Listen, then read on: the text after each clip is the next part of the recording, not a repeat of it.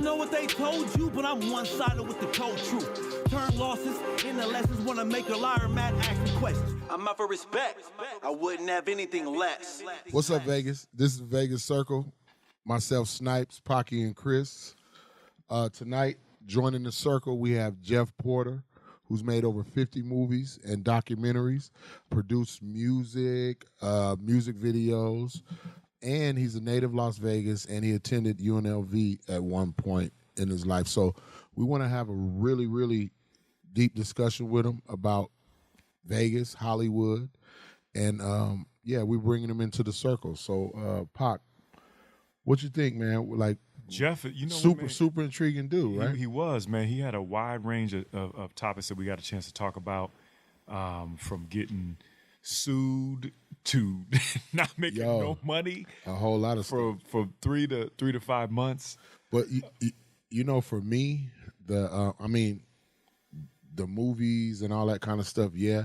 But for me was like listening to him, and he's actually from where I'm from, and I'm looking at this cat like, that's pretty fucking cool. Yeah. You know what I mean? Right off the bat. See, Las Vegas native, right. UNLV grad. Mm-hmm. Kind of give us your, there you go, Western alumni. Talk to us about maybe, I guess just first off, how it was growing up in Vegas, and what made you decide to leave? Hey, I think growing up in Vegas was amazing, right? Okay. The problem is you think you grow up real fast in Vegas because the culture is it's so many people in such a small environment. Okay. So the stuff that you see in public schools and starting from like junior high school when I was in, it's like you shouldn't see that stuff, you know, instantly. So in 6th grade, I'm seeing people doing drugs. I'm seeing prostitution. I'm seeing things that you normally wouldn't see for an 11-year-old or a 12-year-old. Just right in your face. Yeah. Right.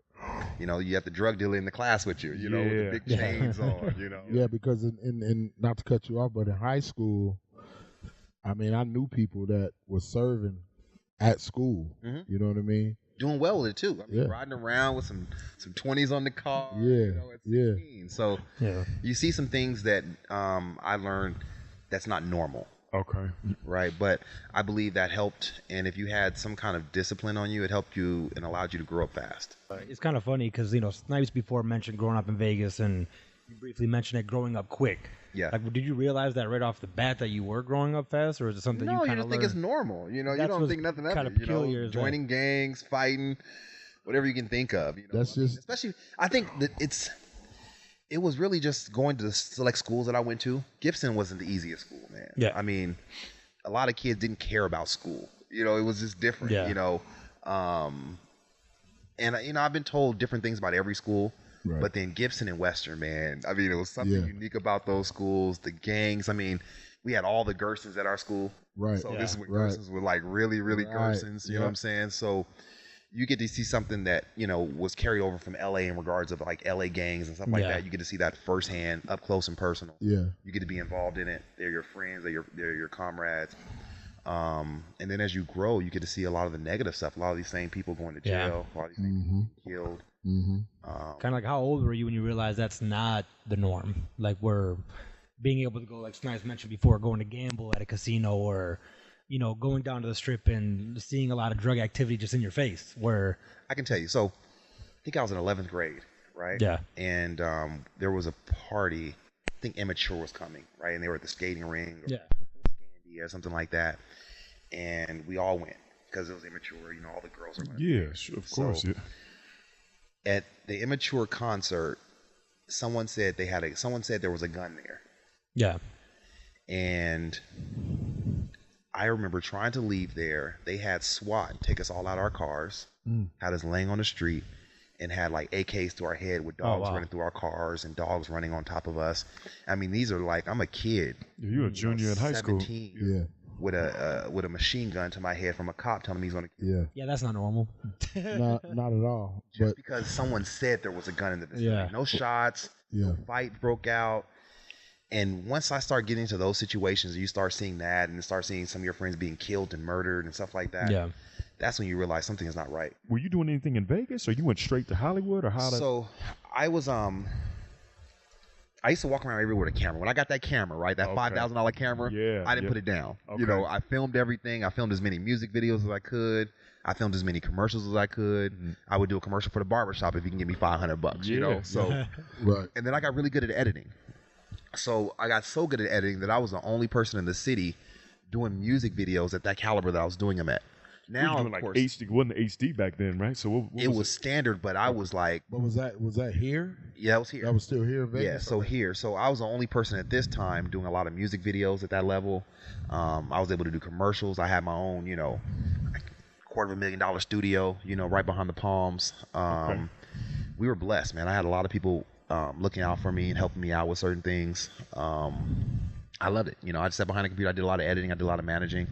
But the problem was it just you? Did you have a team or a partner or what? I had a label, but it was just mainly me doing all the filming and the editing. I had a guy named Tony Holly who brought me and kind of put me under his wing because he was great at sales. Okay. So he can go get certain jobs for us and stuff like that. So he would, you know, go get some huge mouthpiece. jobs. Yeah. That's you need But I learned a lot from him. Okay. You know, because at first I was the shy guy. I'm not going to talk to you about anything, but I'm the guy that's going to work my butt off. So you put something in front of me, I'm going to sit there until I figure it out, and I'm going to make sure, because I'm not going to get up or stop until I got something that's presentable that I'm That's happy crazy. One thing that interested me was how good he was at like finding things that are going on around him, using those to grow. Well, somebody He's told really me intuitive around people from around him. somebody told me, so use what you have until you kind of get what you need in order to, you know what I mean? And I think that's Jeff Porter all the way. Oh yeah, yeah. I think that's Jeff Porter. Did you find that he was really good at, like, you know, you people teach you things constantly. He was really good at implementing his teachings. Did you guys find that out too? Yeah. The catch is my mom didn't want me to go to the school I was on for, which was Garside, because I grew up like on like Jones and Washington area. Right. My parents kind of wanted to move out the way as soon as they had the opportunity. But which was funny and ironic, they didn't want me hanging around some of the white kids that were doing drugs at the time. Wow. Because some of my white friends, they were into speed, into weed, and all kind of stuff. And this is in, like I said, 6th, 7th grade. They were actually doing it. Wow. Whereas, and then also I want to be around my own kind for a change. You know, I want to be around my own people. Yeah. And so I went to Gibson, and then from Gibson, it's like all my friends went to Western. So it's like I only have no choice. I can't go to Cimarron. When you talk about the schools and you see all of that, I guess you say destruction, right? Or just craziness. Because Clark County School District and all of that, we're one of the worst school districts in the United States, right? It's, from my understanding, it's anywhere from 46th to 49th in the nation every year. That's right? unfortunate. Why do you think that is, man? Do you feel like, I don't want to say that they want people to be stupid, but do you feel like they want you to work in the service industry, so you go work for like an MGM, or you go work for a Caesars, or you go, you know what I'm saying? Like they feel like they don't want you to be educated? No, I believe that has to do with Vegas growing so fast, right? Even when you were younger, though? Because Vegas has always been growing super fast. You know, it's been one of those markets that, you know, your classroom goes from 10 people to 20 people every year. You know, you're just seeing, seeing, you know, exponential growth. Then on top of that, teachers, what they have to deal with, you know, my sister, stuff like that. I have family members that are teachers, but what they have to deal with is unfair. You know, because yes, you have some students that care about school and want to learn, but they're right next to some of those students that don't. And in that kind of environment, you're trying to educate both is hard. Right. You know, because you're putting so much effort into the person that doesn't, that you kind of overshadow the people that do. You know, so sometimes it's harder for the people that want everybody's to. on different. I actually experienced that, so I can understand where you're coming from. Yeah. So I just think it's hard. You know, you have 30 kids to a class sometimes. You know, that's why that's a lot of children, built like 4 high schools. Yeah. You know, in the matter of a few years. Who does that? You know, 4 or 5 new high schools. Right. You know, I was talking about 30 kids. And then exactly. How like can you hold their attention? Yeah. Well, I think really what helped was a crucial part on my end was seeing the difference. So my elementary school, right? My parents kind of moved me to a different area, kind of away from a lot of family, friends. It was a new elementary school. So the crowd I was around was a bit different than what I was used to, of course. And it's a difference when it came to education, because I hate to say it, at that time, our people, what made you cool was the clothes you wore, popularity, the girls that are attracted to you, you know, you being able to stand out, being a class, something, you know, made what's giving you that edge? You know? Whereas in this group, what made you cool is who's the smartest, who's engaged, who can Okay. finish those Right. tests the fastest. Right. And it was different. Everybody had to step their game up. And it's like, I want to compete. I want to be the smart kid. I didn't want to, good. because I'm one of the only black kids. So Yeah, of that's course you're good. the target. So that mentality, when I went to junior high and high school, I remember like, I'm here getting 5 A's, 6 A's, but not scared to show my report card. People talking about their report cards. I'm not talking about mine. because Wow. I don't have the same class as a lot of my Got it, friends. got it. That's a whole different dynamic. Like that's an opposite dynamic where if you get bad grades, you don't want to take that home, but you get good grades and you don't want to tell your friends Yeah. because they might not be doing the same thing. Well, I didn't want them to look at me as different. Of course, I of course. mean, I just cared about class. I'm still competing. I got mad if I got a bad grade on a test. That's what's up. Right, But I still wanted to be cool. I wanted to hang out. I wanted to be able to get the girls, right. to play football and basketball. But you stayed keen on getting your grades as opposed to what you had to do Mhm. and all the other stuff. Yeah, you wanted to do that, but this was the primary thing. Because I think when we go to school and once we get there, and then it's like all this different activity, sometimes we forget that the core of what we're there for is to get good grades. But you got to understand, it's only hard if you believe it's hard. Mm-hmm. You can actually make it easy if you understand what you have to do. So yeah, and I thought school, You know what I mean? school didn't get hard till college, man. Right. That's when school changed. Right. The whole Right. ball game, the dynamic, Right. everything was easy until college. Once I got to college, man, the whole ball game. It was like I had to study. I wanted to ask you I about had to, that too. get tutors sometimes. Yeah, of I course. struggled. Of course. I mean, it's a different level. Yeah. You know what I mean? And they don't care. Yeah. No. They don't really care. no. I mean, you think, No. you don't turn the test, somebody gonna say something to you. They don't care. They care less. You're a You grown ain't gotta person. show up to this class if you don't want to. Right. Right. Because I was gonna ask you why did you choose UNLV? Like, why did you want to stay in Vegas to go to school UNLV? I didn't choose UNLV. So originally, when I first got out of high school, I had a scholarship for Idaho State. Okay. Yeah. Academic, sports. Okay. I had partial for academic, and then I had partial for sports. So I was going to go play football there. Oh, nice. And I had been to the school. I had visited. They were giving me a scholarship to cover most things, but I had tore my meniscus, and I had to have surgery. Oh, tough. So my senior year, I hurt myself, playing basketball or running track, one of the two. I did it, I think, playing basketball. And they took one of my scholarships, but they took it away maybe 2 weeks before school started. Oh, man. Right. And so those schools started, I think, 2 weeks or a week before schools out here started on the West Coast. And so at that time, I forgot the financial burden that was going to be on my mom at the time, but they hit her with one of those numbers. It's like, hey, you got to pay $20,000 or $15,000 Wow. A year or right once- now. Yeah. otherwise Like out the gate. Yeah, otherwise he can't come here. And Yeah. it's like, and I just saw her stressing and struggling. Yeah. And I had never seen my mom with that kind of look. Right. So at that point, I was just trying to think of alternatives. Now, because of my grades, I got a scholarship because of Nevada and a scholarship for UNLV. So they covered all my academics as well. Oh, wow, that's really good. So yeah, the problem is I didn't apply for any schools. I took my ACTs one time, so as long as they told me I passed, I was good. Yeah. Yeah. And I only applied at the school that I thought I was going to go to. Yeah. Actually, I applied to 2 schools, UCLA and that one, and UCLA turned me down. Right. Okay, I'm going here.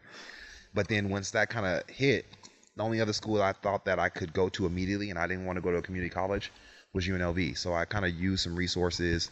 One of my peoples knew one of the deans at the school because it was too late. So I actually went to the school, did a meeting a few days before school started. They had me fill out my application by hand right there. I paid my application fee to the lady across the desk, and they accepted me right there. So Oh, that's pretty cool. Cool. What's up, man? luckily to even be able to get in UNLV. So you went one year in UNLV? I went to UNLV my first year, then I went to Reno. Okay. And then I loved Reno, but the problem is I changed my majors. I went from computer science to film, and that's kind of when I just you know what, this is what I want to do with my life. Right. One last question for you, but a 2-part question. Okay. One of the questions would be, and I'm going to repeat them first.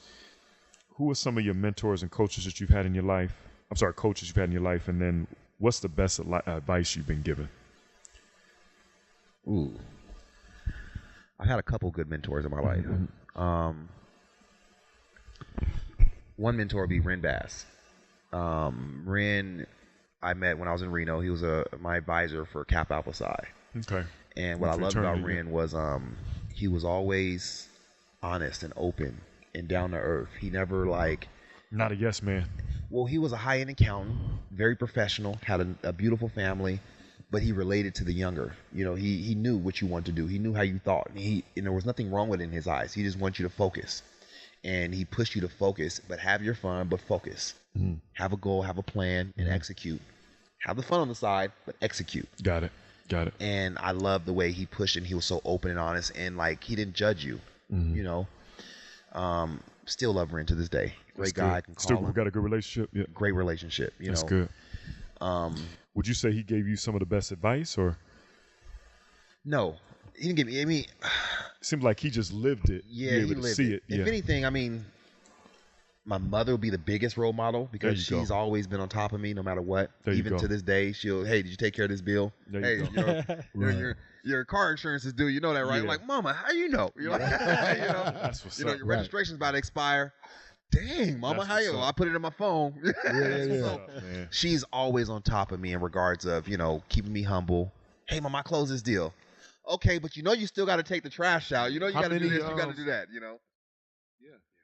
But he's super smart though. Yeah, very very intelligent guy. So like the intelligence level is, I'll become resourceful when I don't have resources. Yeah, So I can do that's a this, good point. It's a real good and point. then boom, it works. But not only that, Chris and I were talking about this earlier.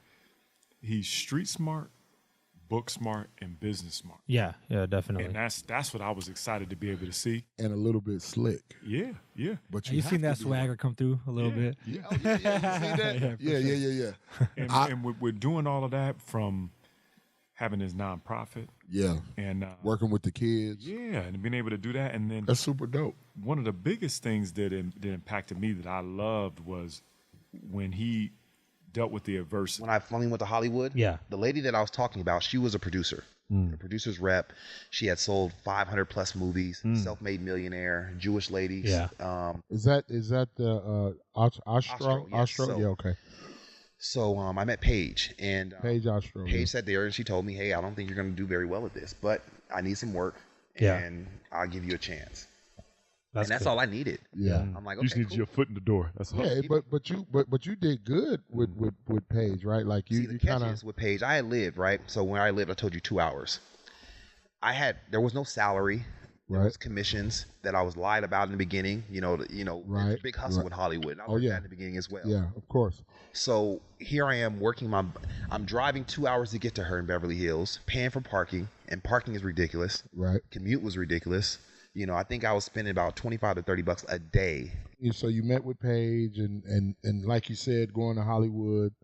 Man, I worked for Paige for about 3 to 4 months before I saw my first monies. No, nothing. I worked 3 to 4 months commuting every single day, back and forth. And I remember I was even talking to my brother, and this is kind of even makes me sad now thinking about it, because it was like, Yeah. you got paid yet? No, I didn't make any money today. Paige was a different animal that I learned a lot from. So the catches with Paige, it wasn't like a normal job. This is like, I'm not sure if anyone's familiar with The Devil Wears Prada. Yeah, yeah. So Paige at this time was the epitome of Meryl Streep, but in the film industry. Got you. Oh, so she Got talked you. crazy to you. Oh yeah. Not only that. Everybody. I mean, if you Not just He was you ready to choke her. if you- Everybody in this world. if you look at the movie Devil Wears Yeah, Prada I saw that movie. and Meryl Streep's character, you would know that it wasn't about you and what you thought, what you about- wanted to do. It was It's about her about and what that I business. need to facilitate, and if you here with me to make that happen, whatever it go. is that you got to do to make that happen, you need to do it, or you out. Yeah. Period. And I didn't have time to do anything on my own. Honestly, once Paige realized that I was going to stay, Yeah. so once I got past that 6 months and she gave me that first $500 check, it's only $500. That January, she actually gave me a solid job. Like, hey, because most people were I leaving. think that was a test. I mean, I wouldn't want a person to go through what I went through, Right. because I literally it was like I was at ends meet. Like, please, help me, guys, Yeah. something. Yeah. Everyone around me is telling me to stop dealing with this crazy lady who's Yeah. using the heck out of me because I'm working my butt off. Yeah. Yeah. And I'm not making nothing, But every day I'm like, it's possible. I'm close, Yeah. But I'm actually, the catches, I think what was driving me was, it was like I was going to school again. Yeah. But I was going to college of the hard knocks at this point because How old were you when doing that? this is maybe about 10 years ago So now, that's what's up. maybe a little bit Okay. longer, Okay. So That's good. Yeah. Yeah, man. So I just pushed through with her, and I just kept pushing. I kept working my butt off. Every task, I just overdid it. Do you still have a relationship with her today? No. No. Okay. No. Yeah. Okay. And I can get it. So if you don't want to get into it, you don't have to. I'm good. I'm good, Okay. man. I'm an open book, man. In some cases, you know. Don't let her try to smack No, us. I'm confident, man. I'm confident. So I'll tell you guys what I went through, literally. Yeah. So I worked my butt off for Paige for about 5-6 years, to the point where I went from nothing to I was vice president of her company. That's what's To the up. point where I was running Paige's company, where Paige didn't even have to be in the office ever. Paige took vacation and trips for 3-4 months to see what news. She had a guy she was dating over in some other state.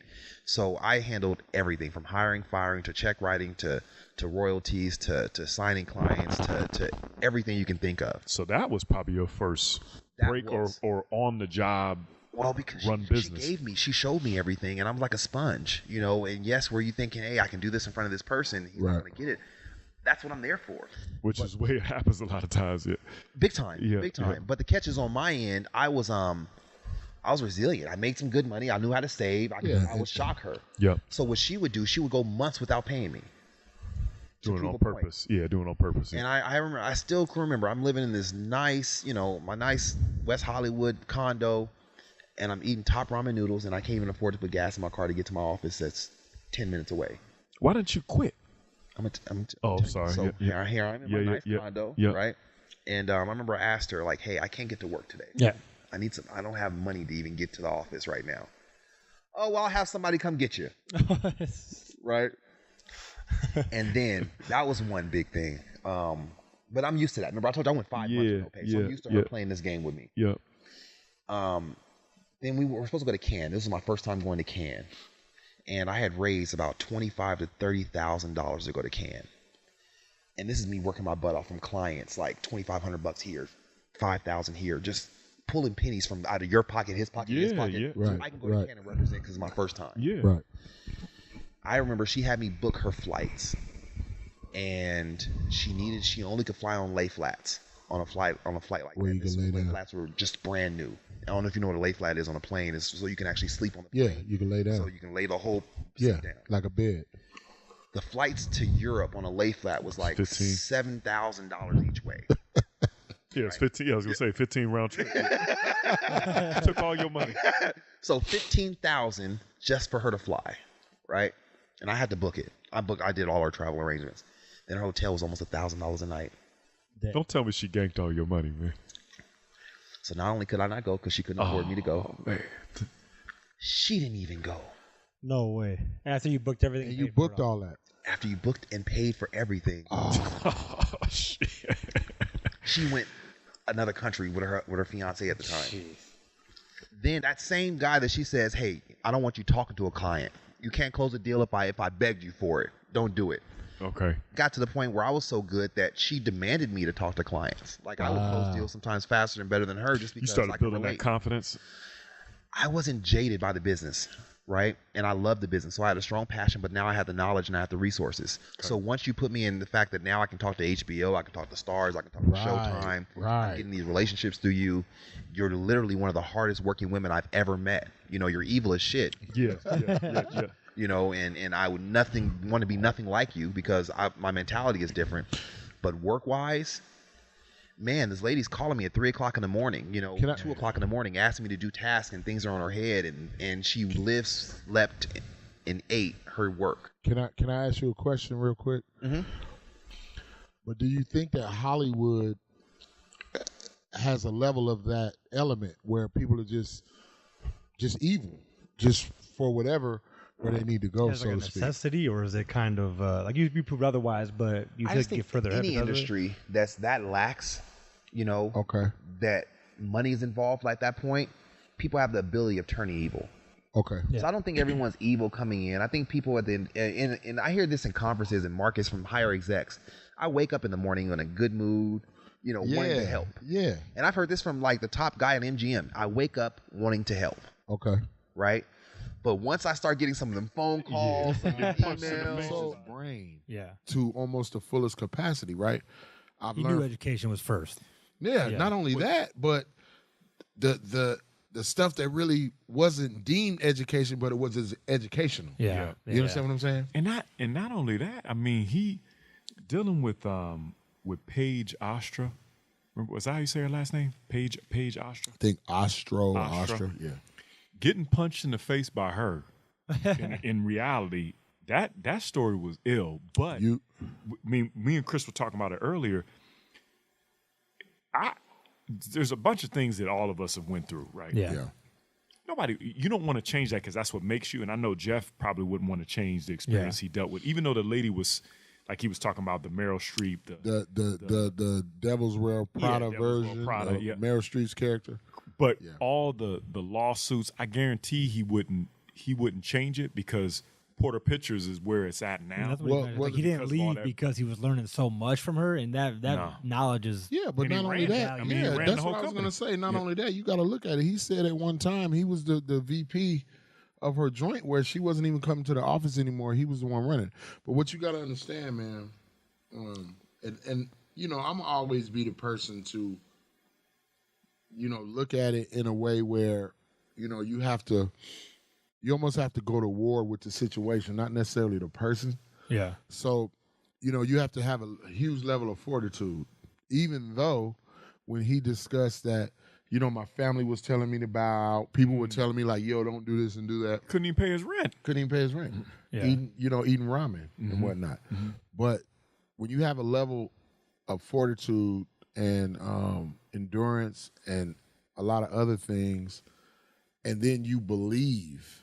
He was very driven by that ambition. Not only that, like. remember he was talking about film and what he was about. Because he was passionate about his ability. Well, not only that, I mean, when he was doing computer science, right? Yeah, he was doing computer science.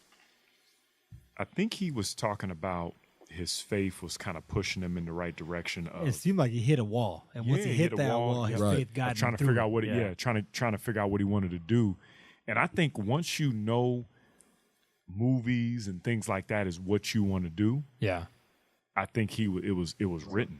So when did Porter Pictures form? And Porter Pictures is tough, man. So when I first moved to LA, I went out there kind of on a whim. You know, I met a guy out here, and he had told me, you know, hey, you know, I'm such and such of the Motion Picture Association. Mm-hmm.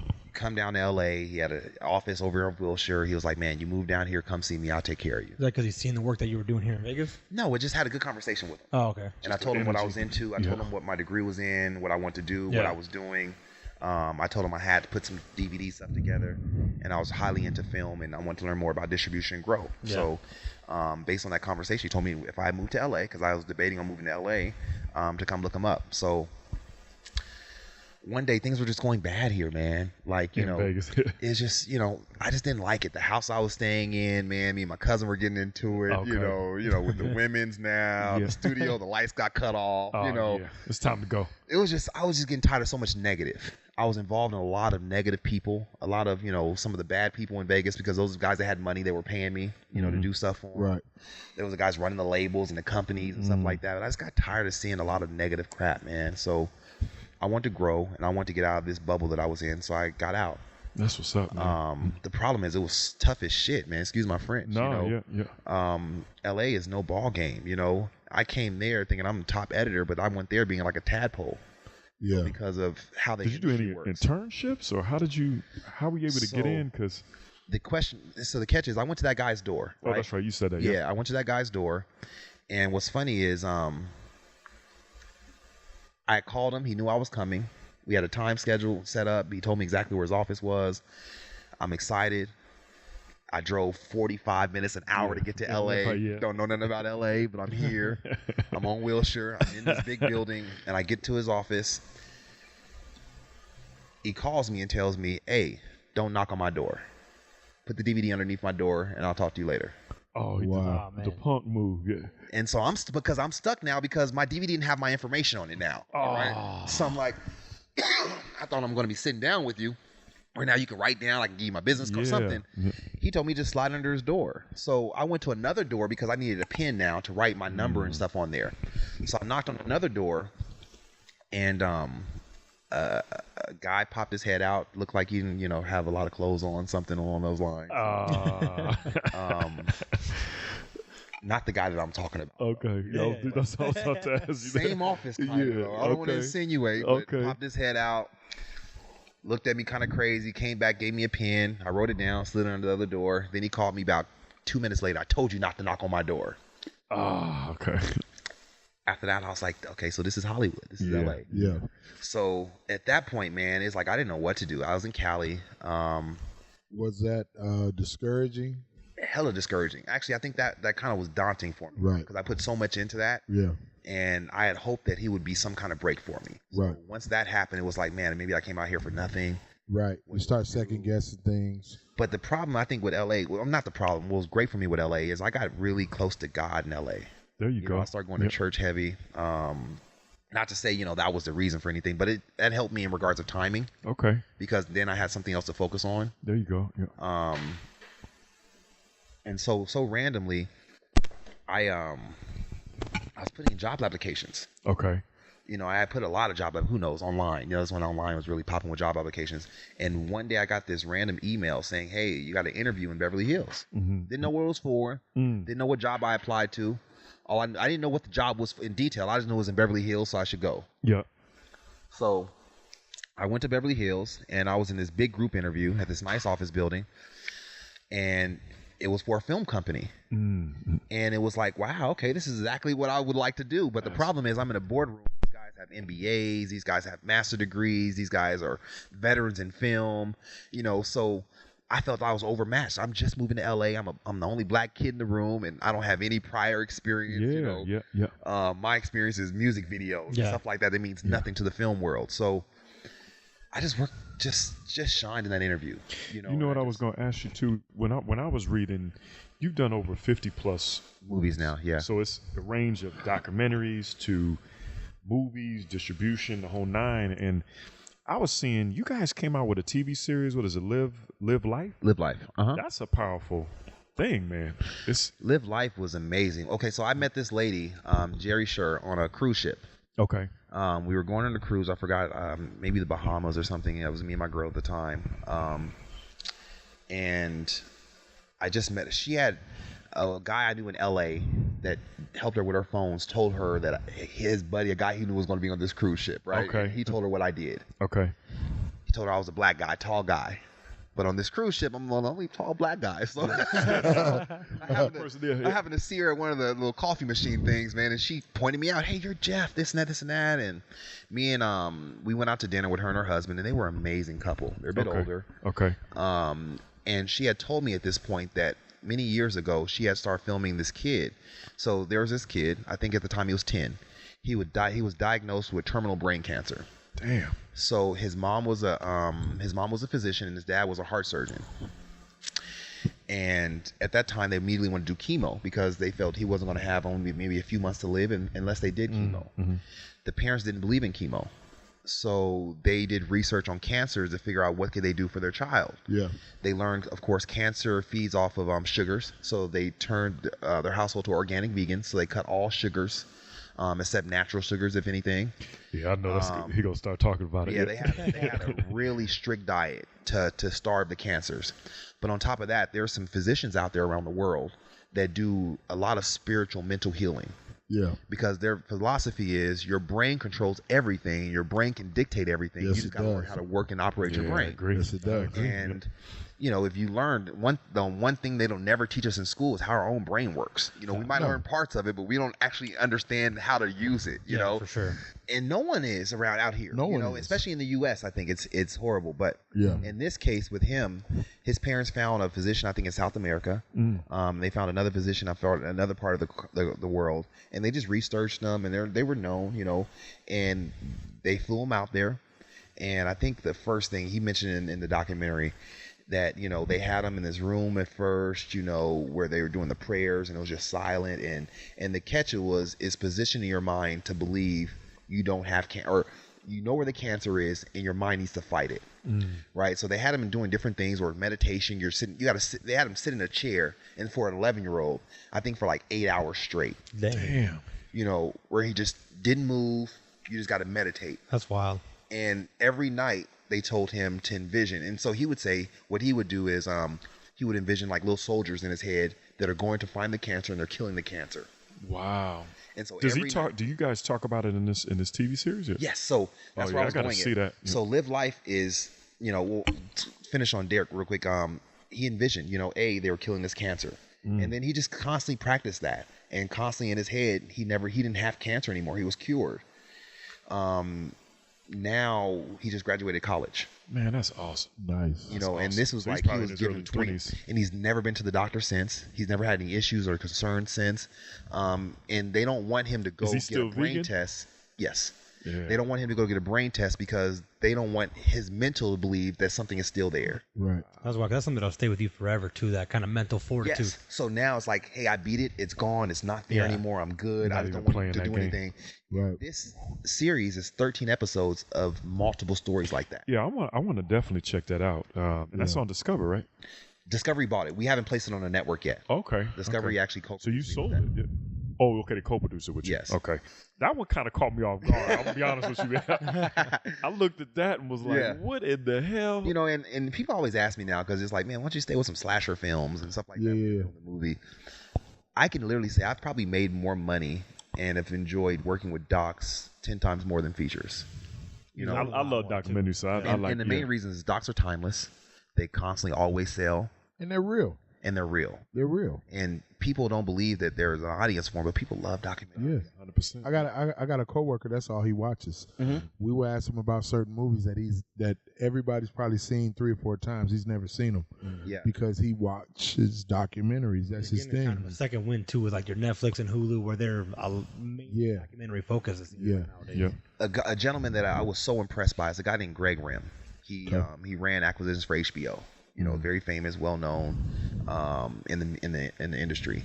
And I would talk to Greg, and he knew so much about everything, just because all he did was watch docs all day long. Right. What do you got to say about Tyler Perry and what he's done with his company?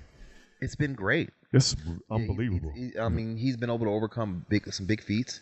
Yeah. He's been given a great opportunity, and I forgot what they're saying. They're punching out like an episode a day, down there in his studio. So, they're really working down there. Yeah.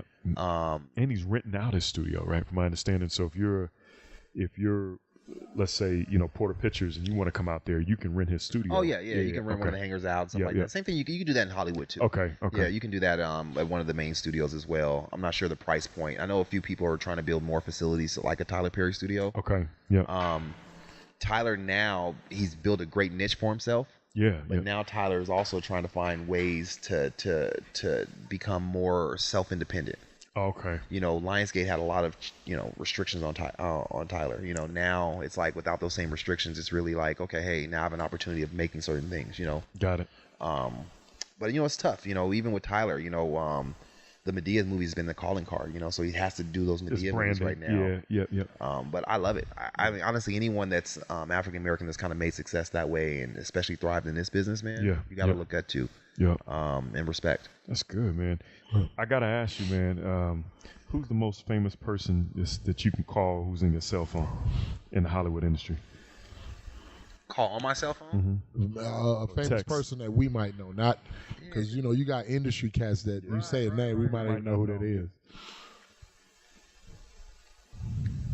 That's weird because I'm more on the business side. So my thing is like I can call the head of HBO. Right. That's what I'm saying. I can call some of the top people at Viacom. Okay. Yeah, but Which the is thing huge. is that's super Viacom huge. is absolutely That's huge. super huge. But if he said the guy's name, you wouldn't know. I wouldn't know who Right. it is, but I know the brand. So for example, like I know Tyler, but my relationship Tyler Perry? with Tyler is his studio manager. Okay, cool. So I mean the guy that runs his business, the president of his studio. Right. Okay. Because he does all the business, so I can call Sure. him. Sure. I can't call Tyler firsthand. Okay. But What about actors? Any actors? I'm starting to get more involved in actors now. Okay. I'm starting. I mean, I've met quite a few people in LA. Mind you. You gonna meet people in LA? Yeah. Who did I meet at the Faison Love? Great relationship with Faison. I met him at the burrito spot. Faison, wow, boy. So I meet a lot of people. I mean, Chris Browns and stuff like that. You meet a lot of people in LA. But actors, I've learned, aren't going to make my business. Right. I need actors now when I'm producing movies, you know, as a cast, but I got to pay them, so I'm writing them a check. Yeah. But the people that make my business, the people that's writing the checks, and the people that's gonna, you know, say You got to find a distributor or be the or distributor. the networks, Yeah. or The people at the companies that own top the companies. that'll bankroll. Yeah, that's kind of certain my, things. you know, I'm getting more involved now in original production where I'm hiring more actors, you know, where you get involved in the Holly Berries and stuff like that. And then it become, you know, because you build a relationship because like I said, I'm writing you a check. Sure. You know, so I'm helping you eat for the next month or two. But on my personal side, my connections will be more business. So Vegas, LA connection. Maybe one day you do a Vegas. I'm working on some stuff now. Okay. Yeah, I'm working. I wrote a series. So Okay. there's this I don't want to put too much out there. There was a vice detective who's very known out here named Chris Bowman. Okay. And he wrote a book that I loved. And his first book got published immediately. Okay. Chris was the lead vice detective, and he started help with the vice department out here. So Metro. They built their own building. They were detectives, you know. But he brought down some of the biggest cases in regards to prostitution and pimping and stuff like that, and very well known for, you know, bringing in millions and millions of dollars through what he does. So they gave him a job at CBS on a new show immediately, Dateline, to catch a predator. Oh, Okay. In there, but that got canceled really quick because it was really harsh. You know, they were setting pimps up to take them to jail, and a lot of people complained because it was wrong. You know what you're doing, your tactics. But I had always been from Vegas, and I had a lot of friends that were friends that are strippers, friends that are pimps, prostitutes, you name it. Of course, people you went to school with. So I always got to see that side. Yeah. But I never understood the Metro side of it, the police side of it, and their angles and how they went about to try to capture these guys and what their exact measures, how they went about it. And he broke it all down. Wow. And not only did he break it down, I was able to sit down with him and pick his brain and to get ideas of how he thought and his mentality and how he moved and why he was so successful. So at that time, I optioned the book and I had a screenplay written for a movie.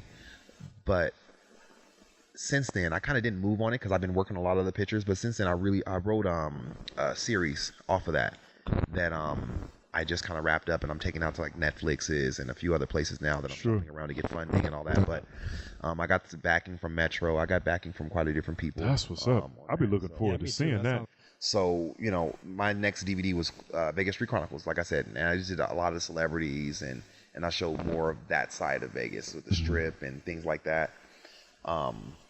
But from that point, it was like, okay, the next thing I do, I want it to be a little bit more mainstream. I need to get distribution because I think I worked on a project called Hip Hop Honeys Las Vegas. You said Hip Hop Honeys? Hip Hop Honeys Las okay. Vegas. That sounds dangerous, man. And it was different. I mean, at the time, a guy named Shecky Green had did it, and it was pretty much music videos of girls dancing just the songs, but getting naked. Okay, yeah. And I came in on Tony when he was like, you know, doing that project, but Shecky, I think he paid, let's say, $70,000-$80,000 to create that, you know, total. But he made like $3.5 million on the back end.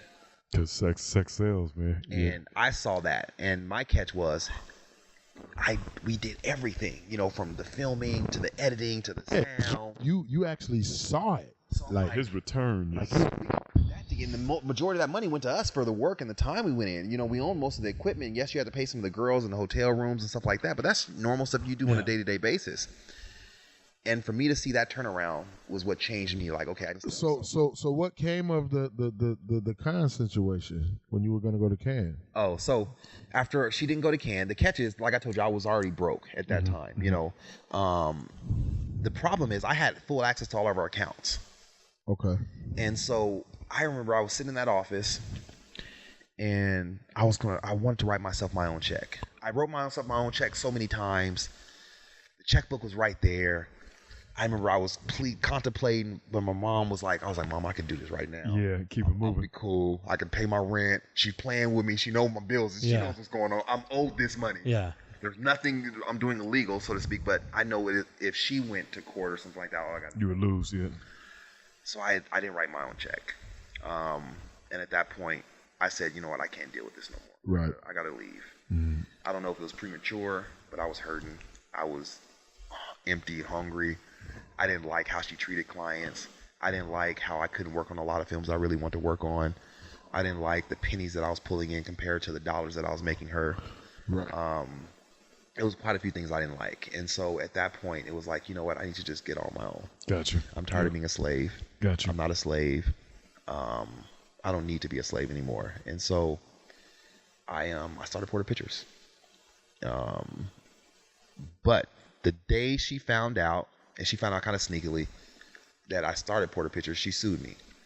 She filed a restraining order against me at first, and she stood in front of a judge. I remember and cried. Playing Said that I was role. trying to kill her, and told this judge that she was fearful for her life, that I couldn't be in any markets, any places that she was going to be at. Dang. She tried to blackball me from the business. She called every executive and told them I stole from her. She told every executive that I took all her trade secrets, and she got power of attorney for my condo and got me evicted and kicked out.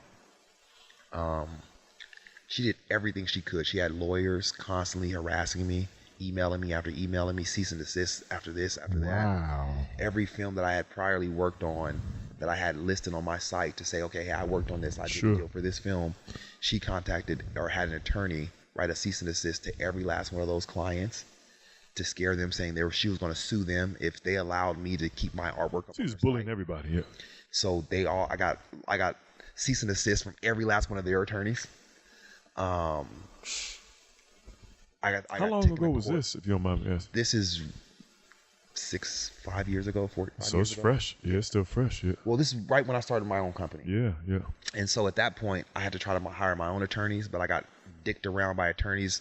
They hustle me for those dang retainer fees, just talking to me, and I'm out of thousands of dollars now, and they can't even help me, and they're scared of her as well because they're like, hey, we don't have the money She to can fight drag it. her. Yeah, and she we're can drag not, it out. You know, you don't have that kind of money right now, and Sure. I'm not fighting her, and I understood it. You know, it's like, hey, I walked away broke, and she's a multimillionaire. You know, and here I am battling, trying to, start my Trying to company mess with up, it. and Yep. I'm talking to executives, and people are telling me, hey, I don't appreciate what you did to such and such, and I was told you stole from her, and this and that. And then someone, so at first I was going to get out. I didn't know what to do. I thought, Stop doing. maybe I just need to stop, and maybe it's not meant for me. Maybe I messed up. Then I talked to someone. I forgot who I talked to. And they brought up a great example. They were like, man, you know how many criminals are in this business? Right? You know how many people have murdered people or done certain bad things that people know about? 100%. There's water underneath the bridge. And because they're still working, people just pretend like it didn't happen, didn't exist, right? And I was like, yeah, you're right. And he named some people out and some bigwigs, and he was like, man, these people are criminals and this and that. And that right there was like, you know what? I haven't done nothing wrong. I'm not the criminal. You're not a criminal, exactly. I'm doing things right. I'm just trying to run business. And I can't Think your faith kicked in? My faith had to kick. Well, Yeah. when I stood in front of that judge, right, in my last court case, she had me beat. I knew it. She had all the paperwork. She had all these different contracts.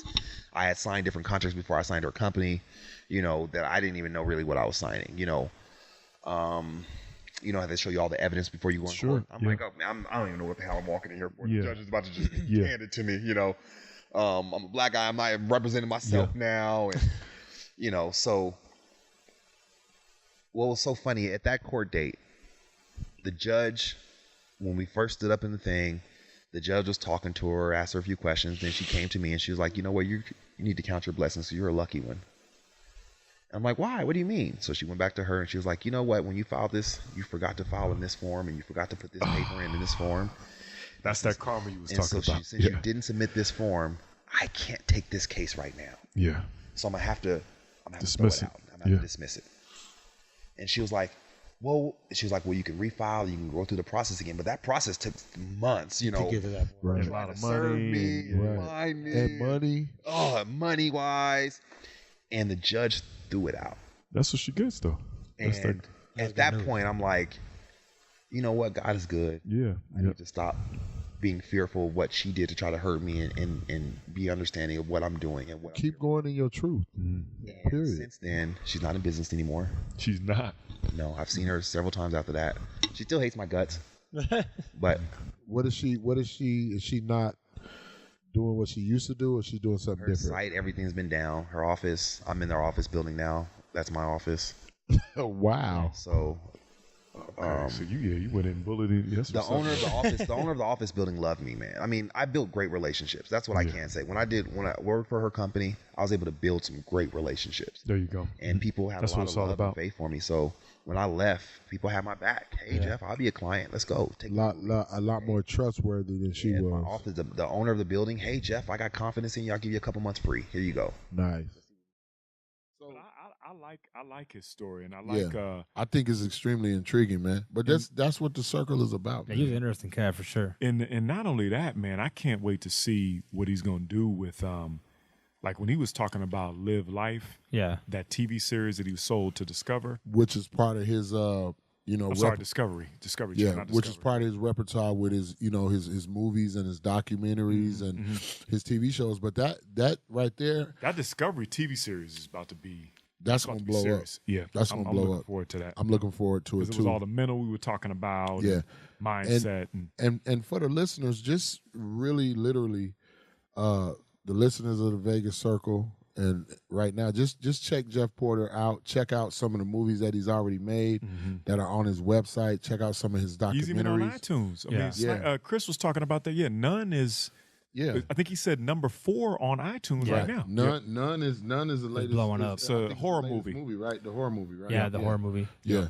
But see, that to me though, Pac and Chris, that's dope, because what we really want to do is I want a person that I work next to, or maybe I live next to, I got a good rapport with, to know Jeff. Yeah, he was a great guy To know for sure. to know what Jeff does and His story. his story. Not only his story, but go watch his movies. Yeah. Go watch his documentaries. Support his TV series, his documentaries, and all that stuff that he's doing. Because he's a integral part. He's from Vegas. He's from Las Vegas, and he's been able to be one of the many people that have grew up here with Nothing. Las Vegas, the only thing that we're known for is being what we're known for. That's it. Yeah. So technically, you don't really hear about a lot of people that are leaving this town and making something of themselves in other industries other than the industries that attract people to this place. Yeah. And what's funny too is that when he left, his first thought was, I want to come back to Vegas and make movies in Vegas. Exactly. Yeah. Bring- Exactly. Early on, even like before LA, or even when you got to LA, what influenced you to just have the wherewithal to keep going? Like what were the things that like triggered in your mind to be like, you know what, I can't give up? Well, I was always my mom was always drilled in my head, hey, you can do what you want to do, right? Right. But when I was in Reno and I was going to computer science class and stuff like that, I remember a couple guys that lived down the hall from me. They were so into what we were doing. And I was just doing it kind of just to get a grade. And I was still struggling at that because I had no passion. You're just going for through the doing it. motions. And I realized the only thing I'm doing this for is because people said I can get a good job. Now, mind you, I look back now like, damn, if I got that damn computer science degree, you know, It'd been a different game. It'd be a whole different story. it's just a guaranteed thing. I ain't gonna give me a job anywhere. You know, Right. You wouldn't have Porter pictures though, man. that's the case. So at that point, I remember I was sad. It was a night, and I prayed to God, and this is before I got strong with God. And I just remember I prayed. I'm like, God, this is not what I want to do. Right. Help me what I have to do with my life, because this is not what I want to do with the rest of my life. This is not where I want to go. Yeah. I can just foresee what my life is going to be in detail if I stuck down that path, and I didn't want it. I wanted something different, but I didn't know what I wanted. But even if you didn't know at that particular time, you had some level of a vision, right? I just knew I wanted something more. Right. And so I just prayed. And then for some reason, when I woke up that morning, the only thing that was on my head was film. Okay. And the only thing I could think of was film. And so You At think that- God just kept putting that at that point, That's what it was, though. subconscious At that just putting point- it in?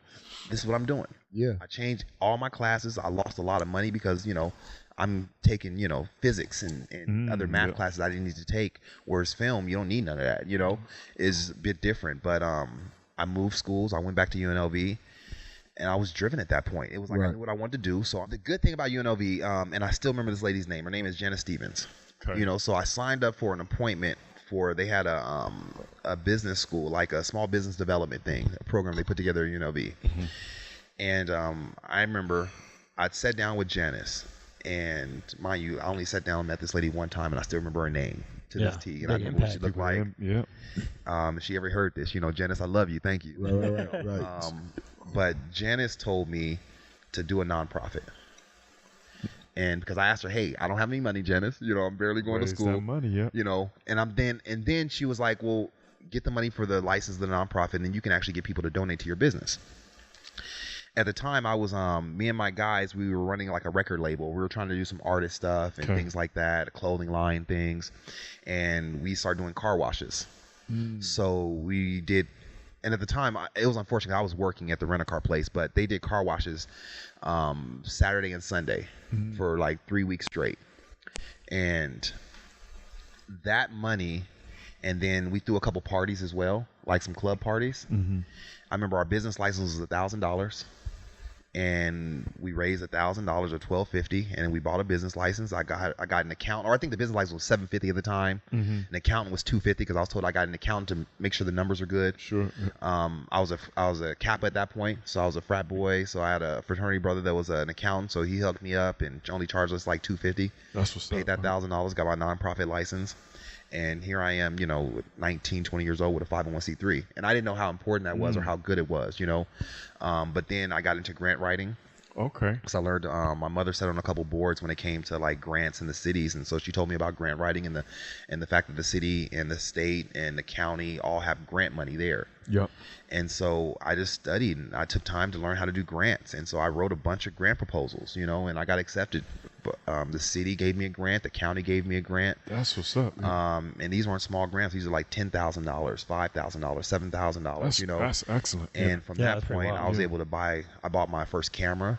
So my camera was $3,500. I bought that with a grant. I bought, my first keyboard for my studio. That was like $1,300. Wow. And so now I was able to actually, I'm taking that back. My camera was $5,000. So, it was just, we were able to just buy equipment.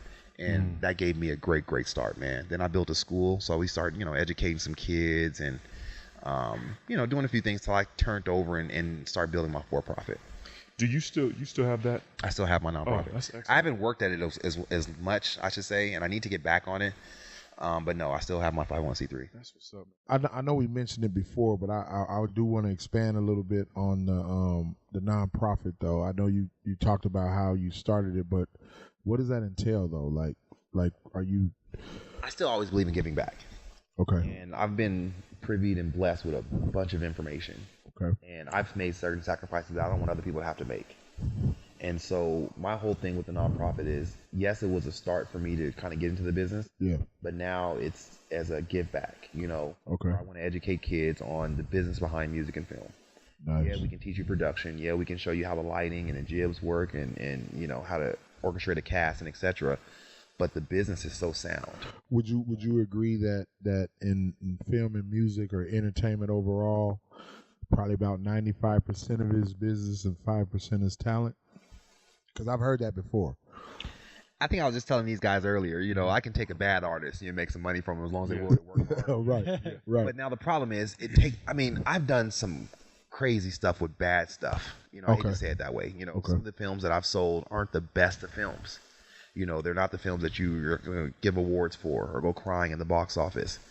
But just because of my work ethic and relationships and the amount of time that I put in, I'm able to get certain deals that most people couldn't acquire with those. Got you. And I think that's more hunger as well. Yeah. So I think it's a little bit more than 5 to 10%. Maybe you need 20, 30%, Okay. But majority is business, man. Yeah. Business is key. And I learned that especially when the film, and I think Paki, we were going there, was I love directing. I love the creation process. But I was so drawn into the business of it. Okay. Yeah. It's like I'm in a position where I don't have to spend $250,000, $500,000, or $1 million of my own money or bring it to make a movie. Yeah. I can represent so many other movies and still make the same amount of money I would have made off that one. Wow. Not that I want to get into that, but are you paying attention to obviously like the Kevin Harts of the world and things like that on how they've been able to, of course, to broker their deals? Well, it's not about brokering their deals. It's like at some point, his hands in everything. Well, at some point you get hot. It's just like in a basketball game. You get hot and all your jumpers start going in. That rhythm. And then not to cut you off, but I think when you get hot, everybody wants a piece of you. True. Of course. So you you gotta can work the hardest. yeah. That's when it's fun, because you're not going to be hot forever. True. That rain only lasts for so many years, depending on your work ethic. Right. I'm a big fan of music artists like Lil Wayne. Yeah. To me, his work ethic is what drove me. I got it. Since you said that, how you like Lil Wayne's new album? That's funny. Which means probably not. No. Actually, I at first, before I listened to it, I heard a lot of bad reviews. Like, hey, people didn't like it. People didn't like this. People didn't like that. I thought Wayne put a lot of effort and time into this album. I was actually happy with the album because he got away from just talking about drugs and pussy all day long. Yeah. I was just glad put some emphasis and work into the album. I was glad that he put out a piece of work that meant he really never stopped working. Based on all of the media shit and all of that, and the situation with Baby and all of that, and even in here in the barbershop or whatnot, everybody talk about who's this and that, and I was just looking at it like it's good to see him with the amount of work that he's done, not to just fall all the way off. Yeah, like come back with something that we can hear and say, okay, he's still there. You know what I'm saying? That internal drive to me is what separates the man from the boy sometimes, I believe. Because you're going to go through bad days. You're going to have days where things are going all bad. Endurance. Yeah. But, I get more no's. I get told no probably once or twice every single day, sometimes more than that. Yeah. I'm like what we're talking about. How many no's equal a yes? Man. But that one yes sometimes change everything around. That's what I'm saying. Like breathe again. Like when me and Paki and a couple of years ago were doing a business together, and we would always talk about this, and like we programmed in our mind that no's didn't mean anything. No's were steps to a yes. Yes. So if you're gonna get a million of them, you can check off the no's. Just keep checking them Check off. them off. And sometimes don't even really mean no. No just means temporary. I can't do it. Yeah, that's what I'm saying. Right. Or no. Some of them no. Some of them are straight up no. No. Some of them is straight up no, but some no's are like not right now. Yeah, that's true. Kickback. What's next for Jeff Porter and Porter Productions? We were talking about earlier. Not what you made, what you're gonna do. No, very true, very true. And it's always building. So, I'm building my internal own distribution company, widespread. Through Porter Pictures? Porter Pictures. Okay. Nice. So I want to be able to facilitate films such as like a Lionsgate or Universal of some sort. Yeah. On top of that, I've done so much stuff for other people in their films that it's like, okay, now I'm finally taking time out to do my own writing, to build my own projects. It's like I'm so creative, and I got to show a lot of that when I was editing. Sure. But now that I've been so stuck in business for years, that it's like I'm getting overshadowed from hey, you don't have a creative, stick to the business. Yeah. I don't like that. It's like, hey, I can create some good content. Yeah. So now show my lane. Yeah. I think you're a creator first. I was. Right? Yeah. I started a creative. Honestly, the business just came to me. Right. On Paige, that's what she was doing. She taught me. I learned the business, and after you start learning to make a living, you got to doing something. And you're doing everything you love, and it incorporates everything I want to do. I can be on set. I can do this. I can do that. It's like, man, but now it's really about building stuff from the ground up. Okay. I'm talking about from the writing to hiring everyone, all the personnel, from the directors to the producers to the actors. You'll be the executive producer. I'm still be a producer. I'm gonna still be a producer. Okay. The executive producer is the guy that funds the movie. Okay, gotcha. The producer is the guy that puts everything together. Okay. Facilitator. The facilitator. That's why the James Camerons and stuff like that. That's why you know them, because they created that. They made that happen. Listeners that's listening to this podcast, understand that when you have that type of mentality, you're like a bulldozer. You know what I'm saying? All of the things that are trying to stop you, you're going to roll over that shit eventually. Yeah. We appreciate you listening to us, man. It was fun interviewing Jeff Porter from Porter Pictures. Definitely somebody to be on the watch list to be paying attention to. I think he's already blown up, done over 50-plus movies, but definitely be paying attention to him for all his TV series and everything that he's doing. And then for the Vegas Circle, at thevegascircle.com. We'll also have it on our YouTube channel, so please subscribe on there at the Vegas Circle Podcast. Also, all of our social media, we're everywhere on Instagram, Facebook, and LinkedIn. We're the Vegas Circle Podcast. On our Twitter, we're just the Vegas Circle. So definitely appreciate the support.